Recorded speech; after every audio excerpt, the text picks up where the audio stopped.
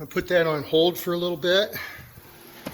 Normally, when I start a project, I like to finish it, but I came across another project that I need to get epoxy primed. It's a 1969 Boss 429, also known as a Boss 9 or a B9. It's an early model, or early model. It's an S code engine, which is the more desirable. There's the original hood. There's a new hood. A lot of parts and boxes. The car has been completely tore apart. The motor's out and rebuilt. The transmission, I don't have that in the trailer. You see the bell housing down there. Just a lot of parts. The car's been sand or media blasted.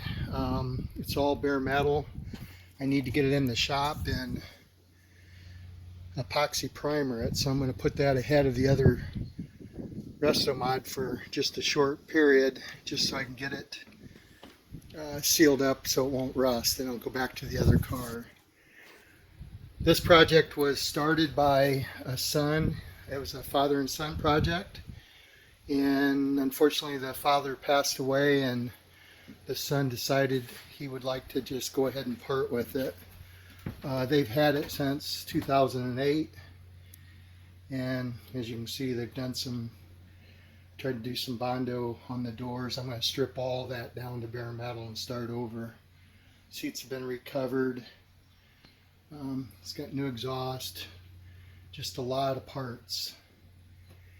So that's my project, future project that'll be coming after I get done with the resto mod. And I'm going to video and document everything that I do on this car. Those that know the values of the Boss 9s will understand what I'm saying there. So anyway, fun little project, kind of exciting. I've never done a Boss 429 before. So stay tuned.